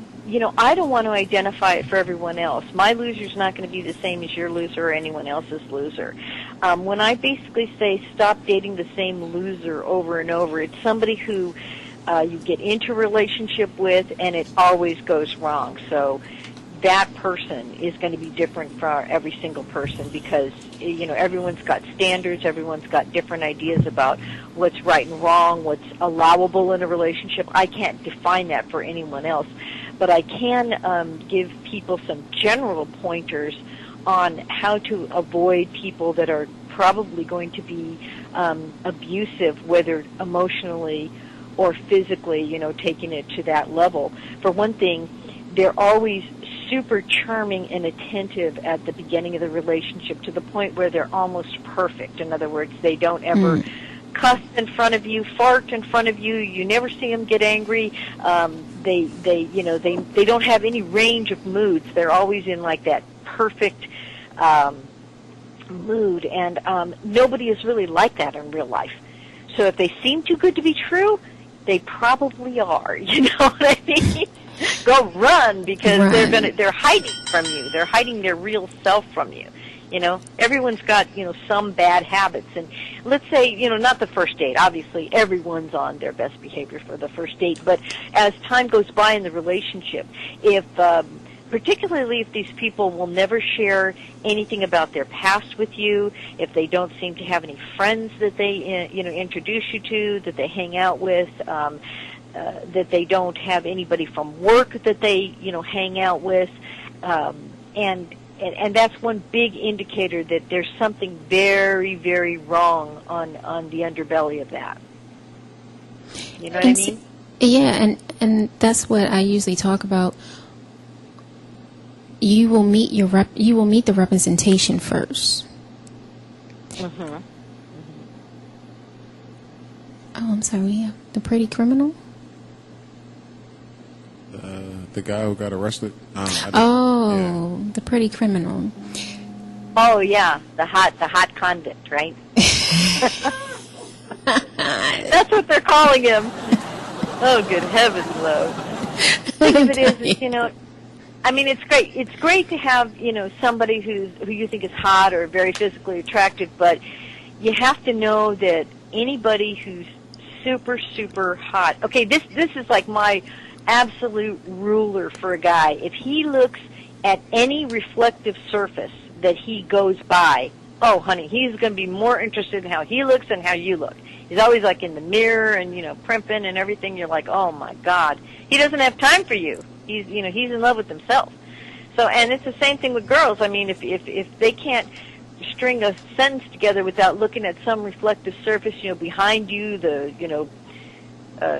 you're walking by a window in a shop, every mirror that they come across, people that are really, really too involved with how they look is going to be, I'm not saying, you have to date a slob. I'm just saying don't go to the other extreme. If they're just like perfectly they look like, you know, this angel from above, you're like, well, that takes a lot of work, and usually a person's mind is always on themselves then. So they're going to have no room for you in their heart or in their mind to think about you. And if you get in a relationship with them and you start living with this person, you find out they never call you, you have to call them. They never, you know, give you, you know, Christmas cards or birthday cards or anything. You always have to constantly tell them how great they look. And like I say, every like reflective surface, I'm talking about a car that they're walking past or a window of a shop or whatever, you know, they're always kind of checking themselves out. It's like, oh my God, why don't you just fall in love with yourself and get it over with, because you're not in love with anyone else. and that's what you call too vain.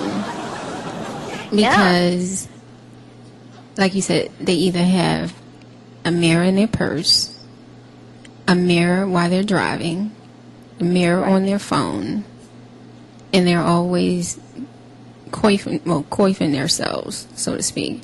Right. Primping and, checking out how good they look in their clothes and whatnot. And it's like, this person, his ego is so huge on themselves. And this is, like I say, whether it's, a man or a woman, if you're dating some girl and she just can't stop looking at herself, and she's not going to even know if somebody just ran you down with the car. She'll be still checking herself out in the mirror. People have got to have some attention they can give each other. It's like, oh, wow, you just spilled some blood on my new pumps. It's like, dude, can you at least call an ambulance? Sorry, I'm bleeding on you, but... That is too funny. Well, you got to laugh or you're going to cry, Yeah, and the crazy thing is, that's what I said, we've all been in some type of relationship like that. Sure, yeah. And it's however long you stay in a relationship that makes you better at getting out of it. And you can talk about it and laugh about it instead of looking back at it with hate in your heart that you stayed so long in a one-sided relationship because the other person was so selfish, right, and not giving to you, but you were giving to them. Well, that's what's good about the self-reflection. Getting out your list and writing it down. Like, let's say you always, date. Say a woman always dates male models or male strippers or male actors or whatever. It's like, I hope you have a really strong ego, and I hope you have a whole lot of stuff that you can do by yourself, because they're always going to be off chasing that next gig or, next thing. And one time, a friend of mine and I, it was very unusual, because usually, we didn't go to bars and drink. We were just drink, with each other at parties, private settings and stuff like that. But we just decided to go out. He was just a friend, and we went out, and there was this guy, nickname was JB, right? And I, usually I snag guys who are pretty average looking. They're not like, gorgeous. They're just like average. Well, this guy was gorgeous, okay? And I should have known better, I should have known better. Baby. And so I got with him, and every time I'd show up, he'd say, oh, come over to the apartment or whatever. And he had this huge pad. I'm not talking about a regular writing pad. I'm talking about the kind that you would, make a picture or a painting on. And there were all these girls' telephone numbers written on it, just tons of telephone numbers. And I kind of looked at it going, I might be in the wrong apartment here, He was trying to add you to the notch. It was like mind-blowingly too much, and I was like, and plus, like I say, every time we go by, it drove me crazy. He was more vain than any woman I'd ever met. Every time we'd go by, even like a shop window, it wasn't even really a mirror, just any glass reflective surface, he'd kind of be checking out his pecs and checking out his butt, and I was like, dude, that's my job, okay? You need to chill out on that, because it's making me nervous,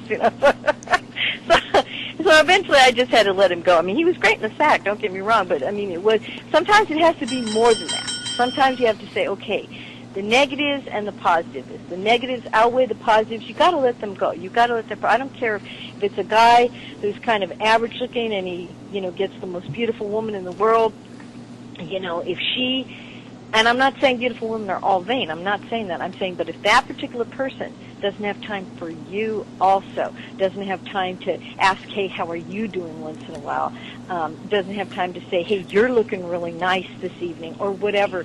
You just can't let those considerations overwhelm you and say, oh, yeah, but they're the most gorgeous thing I've ever seen. It's like, yeah, but they don't care about you. They're, or let's say, let's pick another indicator, what I would say, of somebody who down the road is going to be trouble.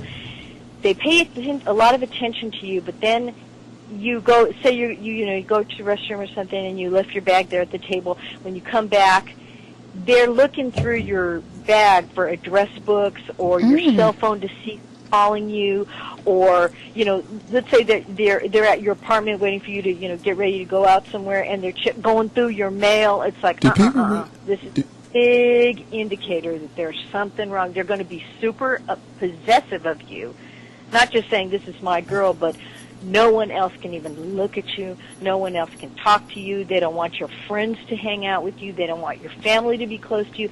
Those are big indicators you're going down a one-way street with a bad, bad person. And they're going to try and hang on to you, not in a good way. They're going to try and be possessive of you, And that would be dominating someone's time. That's correct? Right. Yeah. No one has the right to check your cell phone, your email, your social media accounts. No one has that right. They shouldn't be checking through your computer to see, who else you're talking to and stuff like that, because what it says is they have trust issues, and they're never going to trust you no matter what. And eventually, once they get you moved out of town and out of that job and away from your family, and you find yourself on the other side of the country from anyone you don't have your safety net in place, your people that you've known all your life, that your safety net, in other words, your comfort zone, and then they're going to start physically abusing you, and who will you have to help you? No You're one. among strangers. Yeah. Exactly. So you just watch out for these little indicators, because it starts out real tiny, and then they start to move into your whole personal life, and they try and obliterate your past, and they try and take you away from other people who love you, meaning family and friends. Anyone that starts to try and take you away from your family and friends, that's the indicator you're on a very bad road with this person. So with all this good advice that you've given us on At the Sugar Shack and our listeners, and you've written several books. I don't want to say how many. I'll let you tell us how many books you've written. But you have an extensive writing, what's the word I'm looking for? Extensive writing pattern with you. Experience. So what motivates you to write? Well, I've been a writer my whole life. It's always the way I've expressed myself, best. And I really love to read a variety of subjects, and then I get interested in them, and so I start studying them. And then I want to share that information, so it's based on a really desire to share information with other people, and that's why I write, because I say, well, they say write what you know. And so the first book that I wrote was How to Escape a Bad Marriage, a self-help divorce book for women. And that is to help women, realize that they can walk out of a bad relationship and still, keep still be alive and keep their safety and their sanity. And I really wanted to do it mainly to explain, that there are patterns that you can start to identify with yourself. There are patterns that you can identify with other people, and to how do you walk away from that step by step without being injured, and keeping your health and your life together. That's really why I write, is to share the information that I know. And that's good for, especially good advice for writers who are just beginning. What do you consider the tools you must have to be a writer?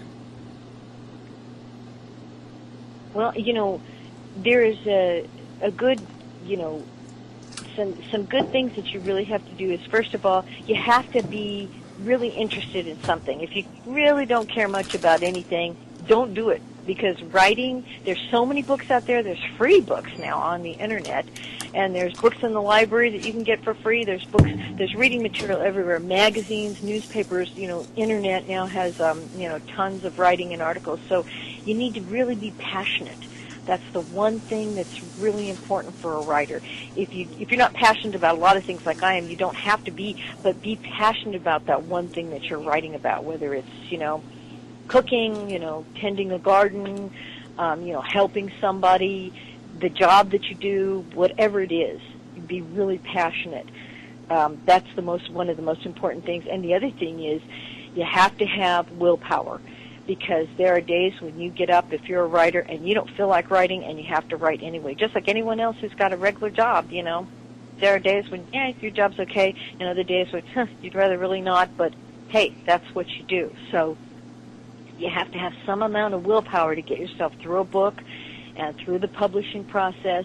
And then, this is the part no one ever wants to do, which is promotion. It's like, hey, well, the days of, you being some great, artistic person who's going to be, supplied with all the money and have a sponsor or a patron and come, let you live somewhere free of charge. No, you have to pay your bills while you write. Mm-hmm. So you must have determination and willpower to get up and write, and that's why I say write about something you love. Let's say you just love cats, okay? So you want to write a column about cats. So start with a blog about cats, whatever it is, different kinds of cats or that particular breed, the care of them, how to introduce a new cat into the family of other cats, how to take care of an aging cat, one that's starting to have all kinds of health problems, and then when you start to maybe have children or bring in somebody into your life who's got children, how to integrate the children with, your pets. So see what I'm saying? In other words, find a lot of something that you really like a lot, so that you won't get tired of that particular subject, because that's what you're going to be writing on. So do you ever suffer from writer's block? Oh, sure. Golly, I'd be a big old liar if I said I didn't. Any writer who tells you that, they got their fingers behind their back and they're crossed because they're just lying. Everyone gets blocked mentally about what you do for a living. What my suggestion is if it's possible, just walk away, whether it's for 5 minutes, 10 minutes. If you have the ability to, take the afternoon off, go somewhere where you never usually go, like go to a park, or hey, go to some, because cemeteries can be really beautiful. I'm not trying to get negative or anything or dark on you, but in other words, it can be a place that will engage your mind because you've never been there. For example, I live in Pasadena. There's a million parks in this city, so it's I couldn't possibly have been to them all. So when I get stuck, rather than sitting in the same place, staring at the same blank computer, same blank page, go to a new place. It could be a mall where, if you like people watching, you can watch people. Go to a restaurant. Restaurants are great for writing down character. Let's say you're writing a novel, and you need incidental characters other than the main characters in the story. There's always the postman that walks up, or a waitress that serves you a meal or something like that. Just start sketching out what I call character sketches. Watch the people around you. The people are fascinating. You can go to a bus terminal. You can go, just about anywhere, and just sit for 10, 15 minutes or longer, and just let whatever comes into your mind you can write about, but it doesn't have to be like a consistent story. It could just be what the sun feels like. It can be what the sky looks like. It can be, you can watch an argument between two people and just kind of sketch out those characters, because somewhere in your writing you're going to be able to use that, where two people are fighting, and how one person puts their hand on their hip, or the other one looks down at the ground because they don't really want to confront the other person. People are really fascinating. They're a fascinating study. And also, on the other end of the spectrum, you can go let's take a walk in the mountains. Just a little bit. It doesn't have to, be hiking up, the Himalayas or anything. You can just go somewhere where you haven't been before, and that'll engage your brain. You're thinking about where you're at. You're noticing new things. you're smelling the scents of the flowers as you go by, or the honeysuckle plant, or whatever it is, because this is what freshens your mind. Give it new input, and that'll kind of break you out of that rut you're in. That mundane moon that you're in, I like that. Do you have any advice for new writers? Well, I think that the thing that they should know is that there is support out there. There are meetup groups. If you go to meetup.com and find a local, writing group in your area, and because writing is a very lonesome endeavor. It's a lonesome job because unless you're in a big room full of writers like at a newspaper, you're going to be alone most of the time. So if you're the type of person that, finds themselves shutting down because they're lonely, jump online, get up on meetup.com, and join a group where they get together once a month and share their work, and then you'll have a goal. It's like, oh boy, here it comes. The group is meeting in a week. The group is meeting in 4 days. I better sit down and write something so I'll have something to show them. Exactly. It kind of helps you have a goal, so to speak, because it can be a very lonely profession. And when you say lonely, because you're by yourself, you have to think of characters. You have to think of locations. You have to think of a theme, the plot, the ending. Well, before the end, the middle, then the ending. So that does take a little time. How long do you think it took for you to write one of your books? Well, I'm a pretty disciplined person. I'm not saying I'm, great or anything, but what I do is, for people who are having a hard time writing, this is my advice, okay? And if they do it exactly in this formula, they're going to have at least 104 pages at the end of 1 year. And people will say, well, that's not very much. And then I ask them, well, how much did you write last year? Oh, yeah, that'd be 2 pages. Okay, well, then my way is better. I mean, sorry, but 104, this beats it out. So first you start by finding out what time of the day that you write best, okay? Because some people are morning people, they get up and they jump up, early in the morning and they have all kinds of energy and their brain is just going and they can, think. Some people just get up and they're like, oh my God, I can't even put my clothes on because I won't open my eyes. Some people are more middle of the day people. Some people are late at night. Like, let's say you've got another job where, you're bringing in the money, but you still want to write. And you come home and, your just mind is all busy and your body's still awake and you're like, oh, okay, so find your best time to write. You get to choose it, okay? And then pick the day that's your best day, because everyone's got a crazy schedule. And I can't tell you when you're going to have an opening to write, but try and be consistent. Because the idea is you build on success. This is the way your what I call your baby brain, okay? You have a baby brain and you have to teach it everything it knows, okay? Once you're out of school, people usually don't teach themselves new things. Once you're out of high school, you did that for 12 years, you're not doing that anymore. It's like, well, then you're never going to learn anything new. And obviously, high school education is not enough to really be the end-all to be-all for your whole life. Okay, and I'm not talking about school. I'm talking about learning things, teaching yourself things. So you have to learn what's your best day. And let's say it's Thursday late at night, like between 10 and 11 o'clock or something like that. Okay, so then you find your place. You got to find a little corner where, people aren't bothering you and you've got good light. And then you find your method. Maybe you type on the computer. That's fine. Maybe you just take a, pad and paper and write longhand. You can do that. There's also 2 other ways. You can dictate into a small handheld tape recorder, but then you have to, translate that into, typed material eventually. Or there's also writing programs, software like Dragon Naturally Speaking, that's just one of them, where you dictate, you just speak into a microphone and you speak your words, and it goes ahead and types it. Okay. So then, now you've got your day set up and your time. You've got the way you're going to write. And I ask you for 2 pages a week every week. If you want to write more, fine, but minimum is 2. And then, this is what writers do that mess themselves up. They overanalyze it. It's got to be perfect. And then they write the same page for a year. It's like, oh my Lord, don't do that to yourself. Throw it into a file, in a desk, in a file, and wait for about 6 months. Then you can get it out. start to organize the pages, start to look at what's missing in the story that you're writing, and then you can start filling in the blanks. You see what I'm saying? Exactly. And I like that. eventually, at the end of a year, you're going to have a 104-page book. Now, that's enough for a small book. Do it that way. Or continue for the second year, and by the end of the second year, you'll have 208 pages, and that's plenty for a book.